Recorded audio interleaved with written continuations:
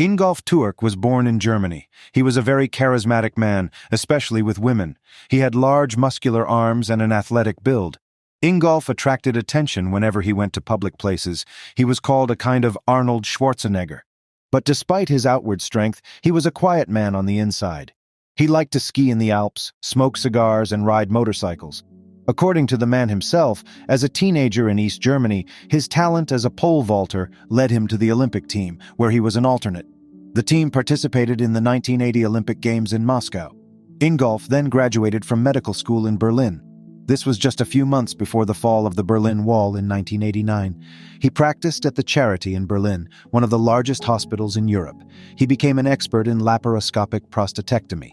This is a little-known type of surgery used to remove prostate cancer. People would gather just to see the surgeon perform the operation. Everyone was amazed at his skill. He was the star of his team, always disciplined and determined. He was the first to master the then advanced technology in the field. In 2001, Ingolf moved to Norfolk, Virginia, USA, where he was asked by urologist Gerald Jordan to teach him how to use new technologies in laparoscopic prostatectomy. He was to stay in the USA for 6 months. By that time, Ingolf had married a nurse he met at the Charity. They even had 2 children, but he met another woman in Virginia and married her a year later. After 6 months in the USA, Ingolf returned to Germany. Rumors of his amazing surgical skills spread around the world. He attracted the interest of the president of the urology department of a non-profit hospital in Massachusetts. Ingolf stayed at that hospital for 6 years. Although he was still a respected physician, he was no longer as innovative as he once was. Other surgeons had mastered his technique, making his skills less exclusive, and he was becoming a thing of the past. The use of robotic assistance during surgery was becoming more popular. Later in 2008, Ingolf accepted an offer to lead the urology department at St. Elizabeth's Medical Center in Brighton, Massachusetts. That medical center even began using the surgeon's face on a billboard, and in robotic surgery, Ingolf was considered one of St. Elizabeth's top surgeons. The hospital even made a promotional video in which Ingolf rides a motorcycle to the hospital and then works out at the gym, saying that being a surgeon is challenging, even physically. While he was running a urology practice in Brighton, Ingolf's second wife filed for divorce. It was in 2015. Close friends believed that this divorce was one of the most painful situations in the man's life. It was also a long and tedious process. The divorce took over 2 years due to child custody issues. Custody was awarded to his ex-wife, whom Ingolf accused of being irrational and hysterical by restricting his communication with the children and refusing to make a joint parenting plan. The divorce was finalized on May 3, 2017. In November of that year, Ingolf was accused of negligence by Robert Young, a patient who claimed that Ingolf did not completely remove cancer cells when he removed his prostate, causing the disease to return. The patient died a year after the lawsuit was filed, leaving 2 orphaned children. Also in November 2017, Ingolf met Kathleen McLean, who everyone knew as Katie. She was born on August 15, 1974 in the village of Dover, Massachusetts. She then lived in Belmont, where she graduated from high school. Red-haired and blue-eyed, Katie was 45 years old. She was raising 3 children from previous relationships, Sophia, Mary Grace, and Sam. Katie studied therapy at the University of Massachusetts and worked at a daycare center while practicing Reiki, a form of Japanese alternative medicine related to what is known as energy therapy, in which the hands are used to transfer and channel energy from a mentor to a patient, promoting emotional and physical healing. Katie had her own Reiki practice called Birchwood Energy and Healing. Her friends confirmed that energy therapy was her passion, and she was always willing to help others. Katie believed that love could heal the worst of wounds. She was also very fond of birch trees. Her business was called that because she believed that birch trees were a sacred ladder that connected the earth to the sky. She also loved to walk in the woods and on the beach in Massachusetts. She loved sunflowers and blue hydrangeas. She had a gift for making new friends almost anywhere. She volunteered for many organizations and hosted an annual Christmas party. Ingolf and Katie met online in November 2017. Both were divorced at the time. Katie, who lived in a small house, noticed Ingolf's rugged good looks and his stories about starting out as a surgeon in communist Germany. Ingolf owned a 500-square-foot house valued at about $2 million. The man admired Katie's beauty and what a caring mother she was. For their date, they went to a restaurant with live music and then rode around Dover on a motorcycle. After 4 months of dating, Ingolf proposed to Katie and asked her to move in with him and her children. He also offered to sell her house to Katie after the engagement in March 2019. From then on, Katie began spending $1,000 a month to help with the mortgage on the house, as well as updating the basement gym and outdoor pool. In the evenings, the couple would walk down the street holding hands with their Labrador named Cooper. Neighbors said they were the perfect couple. Katie's therapeutic license was leaked in August 2019, but she didn't renew it because Ingolf wanted her to stop working right after the move. If the neighbors had found out, they might have suspected something was wrong. Ingolf's life changed dramatically in 2019, both professionally and personally. On May 31, 2019, the man had his last appointment at St. Elizabeth Medical Center. In November of that year, the Massachusetts Attorney General's office ordered him to pay $150,000 for surgical procedures he did not perform and for consultations he had not attended in 6 years. In addition, if he wanted to continue practicing medicine, he would have to complete several years of citizenship at his own expense. St. Elizabeth Medical Center officials confirmed that they officially said goodbye to Ingolf in February 2020. After that, the couple's relationship began to deteriorate. The man spent a lot of time at home, depressed and aggravated by large doses of alcohol. He didn't get enough sleep. Sometimes he would wake up in the middle of the night and go to the gym to work out. He rarely showered. Ingolf didn't tell Katie about the DA's investigation or the malpractice suit. One day she found out. It was when he went to Germany and she looked in the safe Ingolf had hidden at home. There she found all the documents for both cases. When she saw these papers, she felt as if she didn't know her husband at all. She shared her feelings with the neighbors. Changes in Ingolf's behavior became more and more noticeable. There were clear signs of insecurity and jealousy. One day he opened a closet and it was a mess. Then he pulled everything out and ordered Katie to put the closet in order. In addition, Ingolf forbade her to drive, both his Mercedes-Benz and the wife's car. In December 2019, the two argued in the bedroom, at which point Ingolf grabbed Katie and slammed her head against the headboard of the bed. He put one hand around her neck and the other over her nose and mouth. Katie's eyes went black. When she regained consciousness, she screamed so loudly that one of her children heard her and came into the room. Katie later wrote to a close friend that before she closed her eyes, all she saw was Ingolf's face, contorted with rage. After the argument, Ingolf apologized and said he loved her. The next week, they flew to Las Vegas and got married in a church. On January 11, 2020, Katie turned off her phone while getting a Reiki massage. When she returned home, Ingolf was waiting for her at the front door. He tried to call her several times. When the woman approached him, he wrapped his huge arms around her, lifted her off the floor, and threw her aside. Katie fell onto her back and hit herself so hard that her shoes flew off her feet. When she asked why he threw her to the ground, he said it wasn't like that. She had just slipped out of his hands. Less than a month after this incident, Katie went to the police station in Dover and said she was going to file for divorce and wanted the police to be present. She didn't want to press charges so as not to make the divorce public and cause more trouble for Ingolf. According to court records, the divorce papers were filed on February 7th. Katie told police officers that her husband became more aggressive and controlling after he lost his job. As evidence, she said Ingolf used a tracking app to know her whereabouts at all times. He also checked her phone to see who she was talking to, and their house had cameras everywhere. One day, he asked Katie to print out a list of her incoming and outgoing calls to find out more about these people.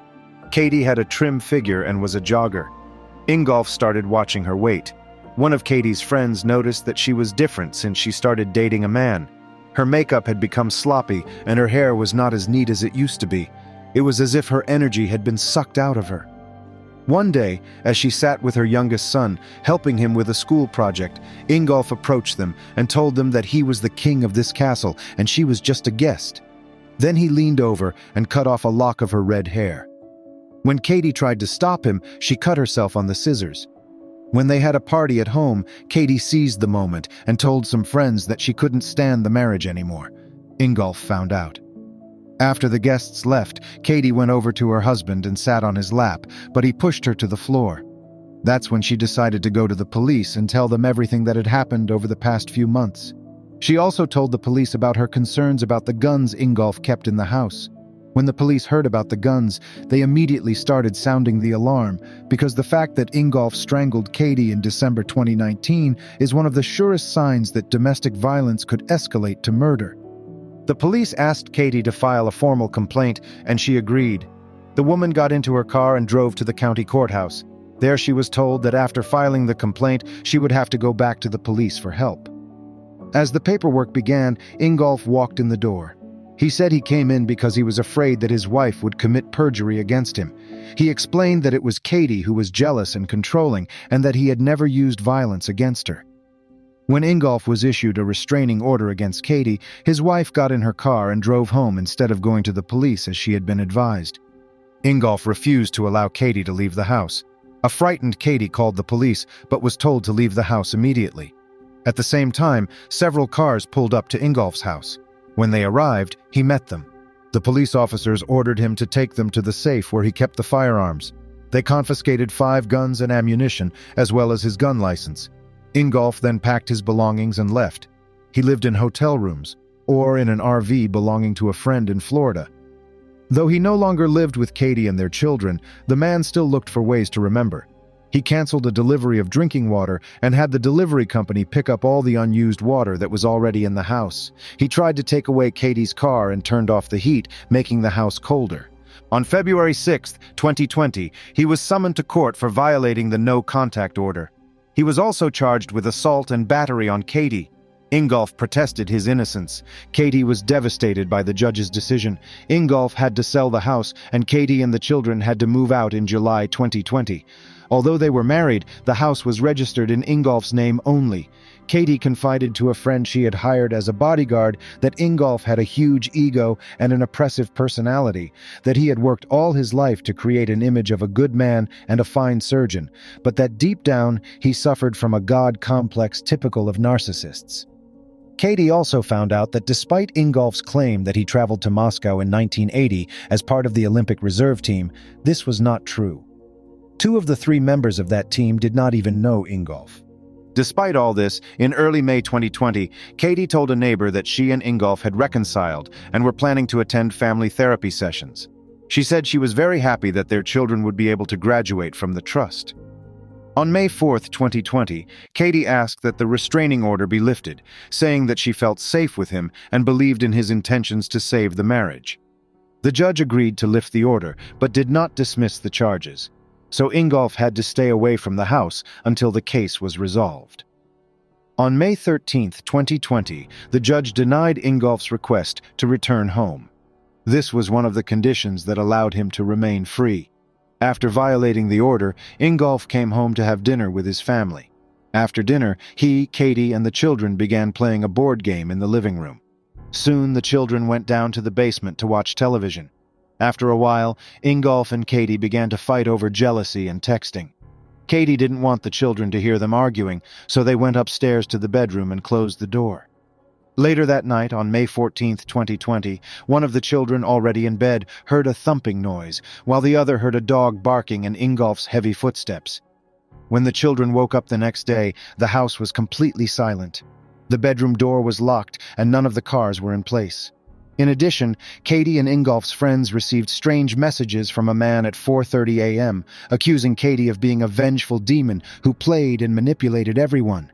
When friends tried to contact him, he didn't return calls or messages. Katie could not be reached either. The children, unable to find their mother, called their father, and he drove out to see them. Unable to find his ex-wife, he contacted the police and reported her missing. Unfortunately, it was too late. During the night, as they argued in the bedroom, Katie hit Ingolf over the head with a glass. He grabbed her by the throat and choked her until she passed out. She fainted and died. The man then took her body and hid it. On Friday, May 15, 2020, the police discovered that the couple's 2 cars were parked near the hotel where Ingolf had booked a room and was to stay from May 8th to May 17th. He had been staying there regularly after he and Katie started living separately. The police knocked on the door and called his name, but there was no answer.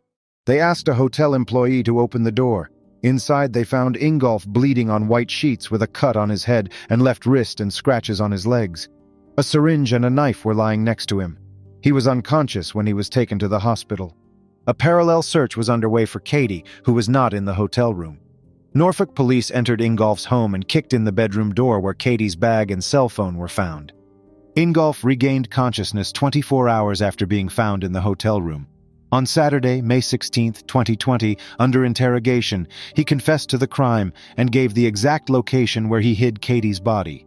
After killing her in his own home, Ingolf placed her body in his car and drove to a newly built and yet-to-be-sold mansion next to his home that was vacant. He lowered the body into the pond on the grounds of the mansion.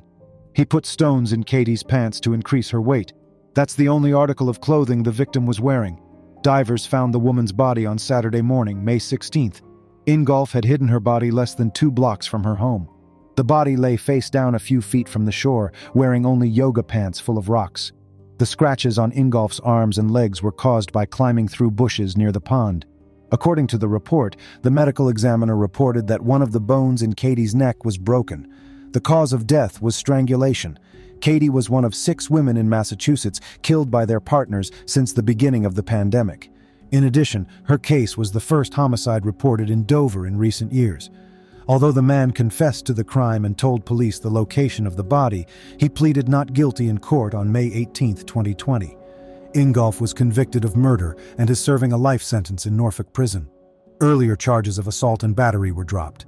Ingolf's defense did not challenge the court's decision, but recalled that their client had a reputation as an excellent surgeon and a good man. The citizens he helped included people of all nationalities, religions, and races. The defense also argued that Katie had requested a restraining order against Ingolf's approach so that she would become a co-owner of the house. In general, Ingolf's defense vowed to seek an acquittal. Katie had a chance to get to know the real Ingolf Tuerk, the man who strangled his wife in a fit of uncontrollable rage. Hopefully, he will never hurt anyone again.